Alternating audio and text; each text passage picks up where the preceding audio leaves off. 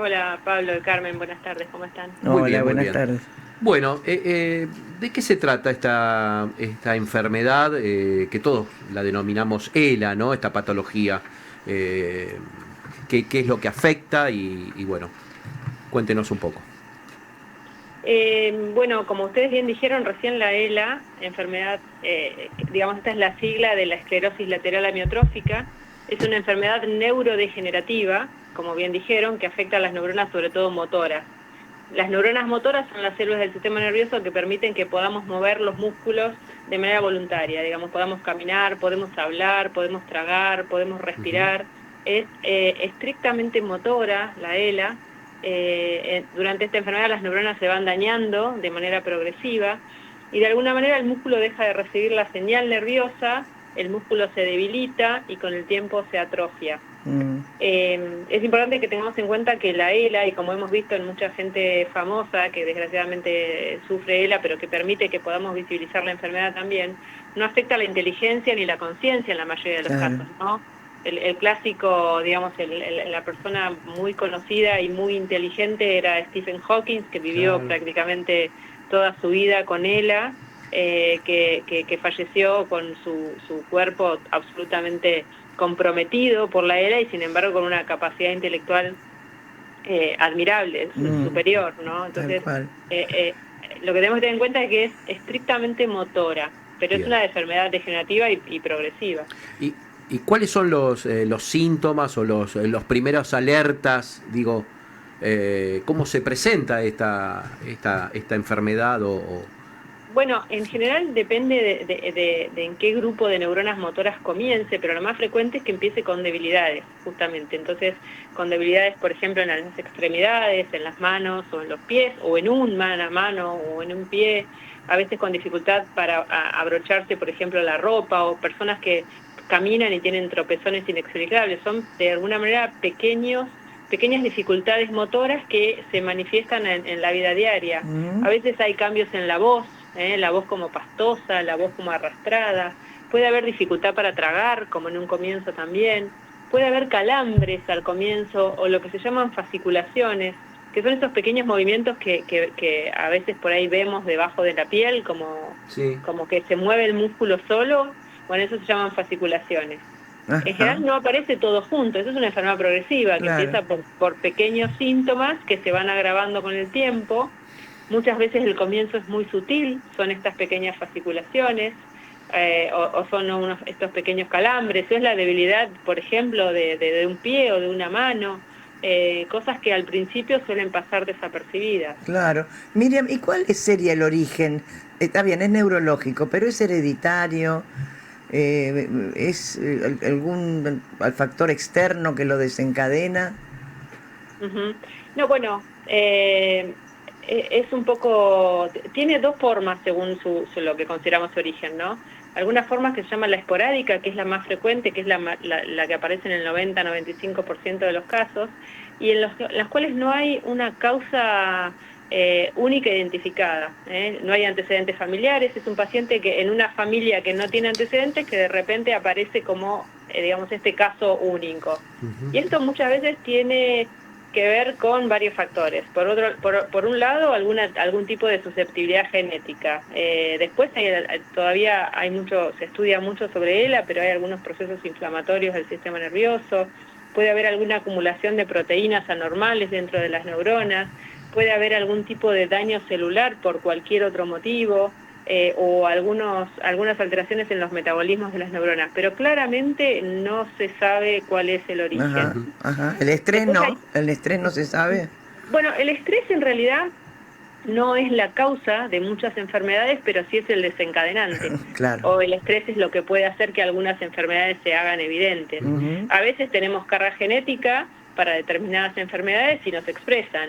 Sin embargo, vamos a ir a otro extremo, pero podemos tener carga genética para tener cáncer de pulmón, pero si llevamos una vida sana y no fumamos, eso no se expresa, pero si en claro, realidad llevamos una vida expuesta a tóxicos o al cigarrillo y esas cosas, se va a expresar. está bien. Ahí es donde actúa el estrés también, Sí, digamos, sí. ¿no? ujú. En la Ahora, expresión de enfermedades. bien, doctora Vicente, recién la escuchaba, ¿no? bueno, que la persona es consciente y que la inteligencia permanece, digamos. Sí. Ahora, es muy fuerte el impacto emocional que puede provocar ser consciente de estas de esto que está atacando la enfermedad, la patología, ¿no? Digo porque tanto lo pérfido, he leído, por ejemplo, el libro de Martín Caparrós, que está transitando esta enfermedad y bueno, habla de esa furia, de esa tristeza, a pesar que puede escribir, puede, digamos, generar todavía literatura o crónicas, pero bueno, pero está latente la muerte, está latente es como una enfermedad incómoda, hablaba Martín Caparrós. Sí, por supuesto, en realidad es una enfermedad, como decíamos al principio, que afecta al movimiento, la inteligencia y la conciencia no se afectan, y la persona está entendiendo todo lo que pasa a su alrededor. Claro. Pongámonos en el lugar de una persona con un diagnóstico de estas características, que sabemos que es progresivo, que es evolutivo, que no tiene cura, que todo lo que, digamos, todo lo que se haga por su enfermedad va a ser paliativo o va a ser para acompañarlo en su enfermedad, pero no va a ser para curarlo. Esto genera un impacto emocional muy fuerte, no solo para el paciente también, sino para la familia. Para la familia, para el entorno. Ahora, ¿hay algún estudio, por ejemplo, un electro... ¿cómo se llama? Un electroencefalograma que pueda disparar una alerta o una ecografía o una tomografía, un estudio así muy avanzado?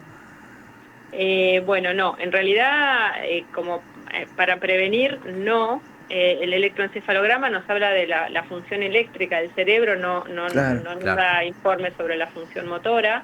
Cuando uno tiene la sospecha de algún compromiso de las neuronas motoras, los estudios más importantes están orientados a la electromiografía, que es un estudio que mide la función de los nervios, la resonancia magnética a veces también, porque puede descartar causas secundarias de estos síntomas, también estudios genéticos, pero tenemos que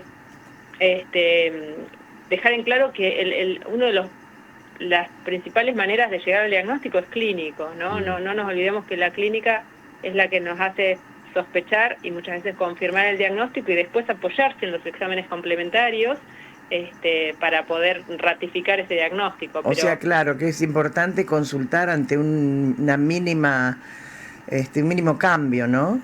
Sí, lo importante es ante la aparición de un déficit motor, digamos, de una función que se pierde, una debilidad que desaparece y que persiste a lo largo del tiempo, y si eso además se va agravando, entonces eso no hay que dejarlo pasar. Si nosotros empezamos a arrastrar voy a decir algo como un ejemplo, sí. ¿no? Digamos, pero si empezamos a arrastrar el pie o empezamos a no poder agarrar el vaso con la mano, claro. O no nos podemos abrochar los botones o cosas así de la vida diaria y esto se hace persistente y progresivo, no tenemos que dejar pasar, porque digamos, en la medida que podamos acudir al médico, al neurólogo en este caso, rápido, probablemente nuestras perspectivas, nuestro pronóstico va a ser un poco mejor. No significa que la vamos a curar, esto está claro, pero sí que van a obtener ayuda y acompañamiento, seguimiento, que va a hacer que su pronóstico sea mejor. Bien. ¿En qué edad se da generalmente esta enfermedad? Bueno, es una enfermedad que en realidad se presenta alrededor a mediana edad. No hay una edad preestablecida, pero a mediana edad hablamos alrededor de los 40 años, 50, a veces un poco más también. La edad promedio anda por ahí. Es bastante raro que se presente antes de los 40 años. Bien. Pero hay formas juveniles también que también puede aparecer. ¿Y se da más en hombres que en mujeres? Bueno, un poco sí, un poco sí. Sí, hay una predominancia por los hombres. Bien, bueno Pablo, por último, estaba buscando algunos datos, ¿no? Hay un artículo en el diario La Nación, el presidente de la asociación ELA Argentina, Darío Riva, dice que la prevalencia estimada es de 6 por cada 100.000 personas, lo que indicaría que hay unas 3.000 personas con esta enfermedad en el país, ¿no? Bueno, un dato que quería saber como para ver cuál es la prevalencia de esta enfermedad. Claro, Bien. está muy bien. Sí. Bueno, doctora Miriam Vicente, médica neurocirujana, muchísimas gracias, por informarnos, por enseñarnos acerca de esta enfermedad y también para ir previendo, ¿no? Cuando alguien tiene alguno de estos síntomas que son leves, poder acudir enseguida al médico, la consulta claro, es instantánea en como realidad, ¿no? Si me Sí, cómo no, permiten, sí. como mensaje, digamos, Sí. porque esto, como decíamos al principio, genera un impacto emocional muy fuerte tanto en el paciente como en la familia. Lo primero es no atravesarlo en soledad, hay que contar con un equipo médico y un equipo de rehabilitación que acompañe, hay que contar con un apoyo psicológico. Claro. Se trata siempre de mantener la mayor autonomía posible. Hoy por hoy hay muchas herramientas, hay terapias, hay tecnologías que ayudan y acompañan a pacientes con ELA. El foco está en la calidad de vida, aunque no haya una cura definitiva, sí pueden tener una calidad de vida o podemos tener un acompañamiento para que esa calidad de vida sea un poco mejor. Me parece importante dejar este mensaje, Sí. Que bueno, sabemos que es una enfermedad sin cura, pero mucha gente puede vivir durante muchos años, siempre y cuando estén dadas estas condiciones, ¿no? Perfecto. Bien. Muchísimas gracias. Bueno, muchas gracias. Doctora muy clara, Vicente, muy clara. No, por doctora. favor, Gracias. a ustedes por el interés. Bien. Hasta luego. Muy amable. Bien.